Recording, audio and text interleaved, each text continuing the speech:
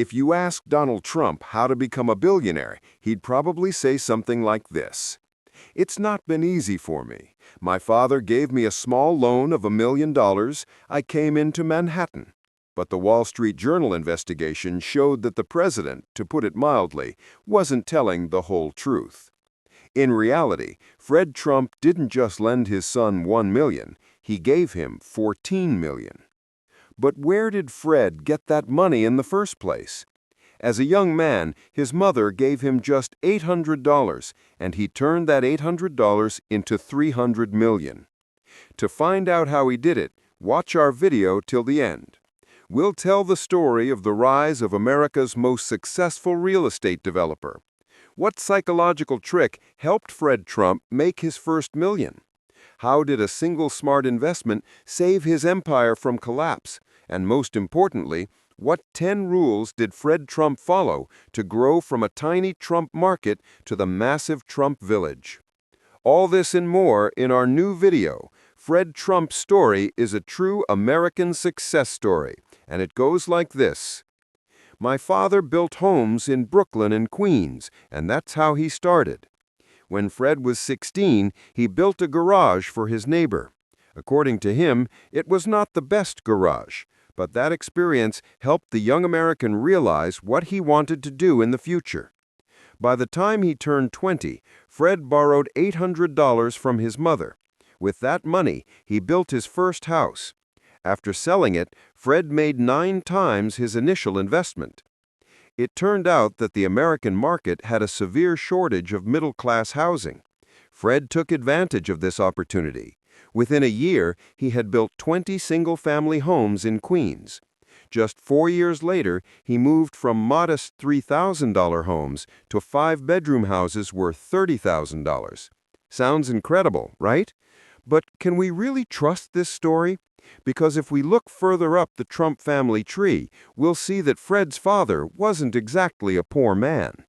Frederick Trump made his fortune during the gold rush. He revolutionized the service industry by building restaurants, hotels, and brothels in the Yukon. While gold prospectors were pulling gold dust from the river, Frederick was pulling money from their pockets. So was Fred Trump lying about starting from nothing? Actually, no. Fate was cruel. When Fred was just 12 years old, his successful father became a victim of the Spanish flu epidemic.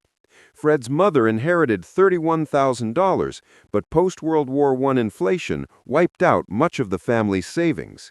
In the end, all she could give her son was those $800.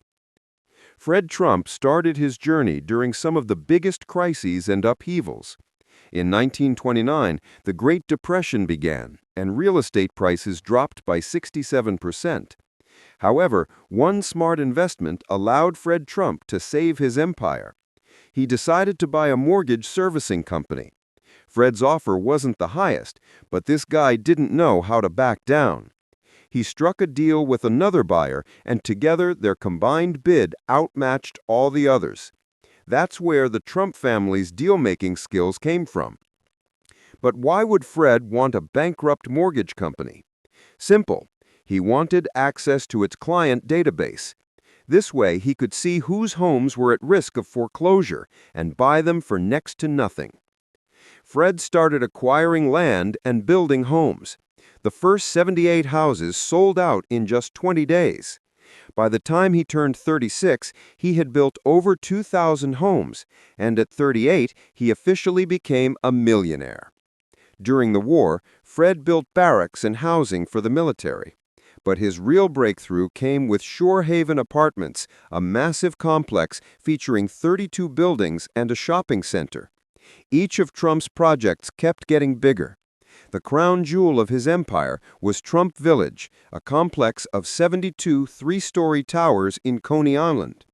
In total, Fred built over 27,000 apartments.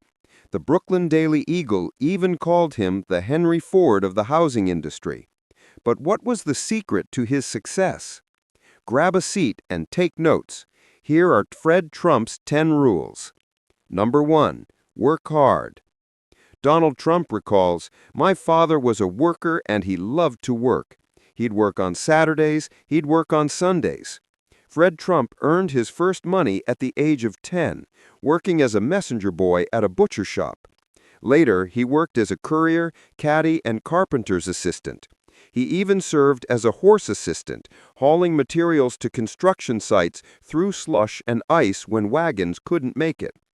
When Fred became a businessman, he never took vacations, cut his honeymoon down to a single week, and from 1941 to 1944, he didn't take a single day off.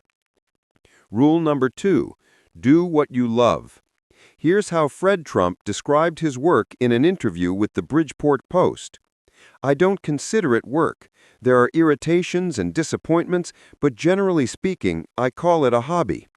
Donald Trump admits that seeing how his father treated his business made him fall in love with the business itself. In love with his own work as well. "I watched him be a happy man and work until he was like literally 93. He was 93 years old when he died." Rule number 3, keep learning. Fred Trump was always learning. He started by attending night classes on carpentry and blueprint reading. Later, he took distance courses on plumbing, electrical work, and masonry. After high school, he studied engineering and cost estimation at Pratt Institute. When work became overwhelming, Fred asked his professor brother to summarize books for him. Not a single day passed without him learning something new. Rule number 4, be frugal. Donald Trump recalls that his father regularly inspected his construction sites. He'd use whatever he could use and recycle it in some form or sell it. Millionaire Fred Trump never hesitated to collect sawdust, nails, and wood scraps from his construction sites. He haggled over every toy for his son. He built with red bricks because they were a penny cheaper than yellow ones. And when his sites needed disinfectants or roach sprays, he learned how to make them himself. Rule number 5, price it right. Donald Trump recalls that instead of listing a house for $4,000, his father would advertise it for $3,999. As a kid, Donald was amazed by this. "So I'd say, 'Dad, it's 1 penny.' He said, 'Here's the difference.' This psychological trick boosted sales, and that's how Fred made his first million. Rule number 6, promote yourself. Fred Trump was a marketing genius. He would plaster homes with rent receipts, making tenants realize how much they were spending and pushing them to buy their own homes. He used a 65-foot yacht to advertise his properties off the Coney Island coast. He even released balloons offering discounts to anyone who caught one. Fred's bold marketing got him in trouble. He was once taken to court for advertising without a license, but in the end, the judge fined him only $2. Rule number 7, get inspired by others. During the Great Depression, real estate wasn't bringing in money. To stay afloat, Fred launched Trump Market. It wasn't just a grocery store. It was one of the first self-service supermarkets. Fred got the idea from the King Cullen chain, entered the grocery market at the right time, and made a solid profit during tough times. Rule number 8, make friends. Fred never missed an event at the Madison Club. He befriended Abraham D. Beam long before he became mayor. He earned the trust of Tommy Grace, director of the Federal Housing Administration. Among his connections was even a major mobster, William Tomasello. Trump's network gave him access to the best loans and the most promising projects. Hit the like button if you wouldn't mind having friends like these. Rule number 9, use family connections. Fred's brother helped him with education. His brother-in-law helped him audit financial records. Later, Fred put his nephew in charge of accounting. And as for his son, he made him a manager. Here's how his granddaughter Mary Trump described it. My grandfather needed somebody who was a killer, who was a tough guy.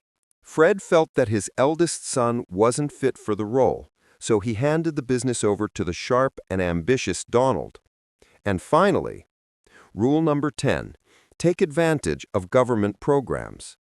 Fred closely followed politics. When President Roosevelt created the Federal Housing Administration, Fred immediately applied for subsidies. For example, in 1934, the agency sponsored housing construction for low-income families, and Fred was ready to build. During the war, he won government contract to construct barracks. After the war, he took part in the federal housing program to provide urgent housing for veterans. In 1954, Trump was accused of misusing government funds. In 1966, he was investigated for profiteering. But both times, it turned out that Fred hadn't broken any laws. He'd simply exploited legal loopholes. Much more serious were the racism allegations. The blog Boing Boing claims that Fred was arrested during a Ku Klux Klan march in 1927. By 1936, among the hundreds of workers in his company, not a single one was black. In 1973, the Trump family business was officially accused of discrimination. In the end, the developer agreed to cooperate with the Department of Justice, and the conflict was settled peacefully. But that wasn't the end of it. A 2018 investigation by the New York Times revealed that Fred Trump used shell companies, undervalued his assets, and set up trust funds for his children. These financial maneuvers allowed him to pay 10 times less in taxes. Some Americans were outraged by this revelation, others were impressed. After all, a remarkable mix of hard work, intelligence, and cunning helped Fred Trump build a $300 million fortune. In the end, Donald Trump and his siblings inherited a generous fortune. Rumor has it that money was the only good thing they got from their father. Fred's granddaughter Mary Trump claimed he was cruel. In his house, weakness, tears, and emotions were not tolerated. No wonder Jimmy Kimmel's show often jokes about Donald's strained relationship with his father. All I'm saying is, if I hadn't built an emotional wall, maybe he wouldn't be so obsessed with building a real one. But Donald Trump himself doesn't seem to suffer from a lack of emotional closeness. After all, he received a far more valuable gift from his father. I'm so comfortable in this business, and he helped me so much. And of course, we can't forget about the money. Aside from loans, Donald had passive income from his father's empire since childhood. At 3 years old, he was already a landlord. At 8, he was a millionaire. And after college, he was making up to $5 million a year as a manager, banker, and consultant.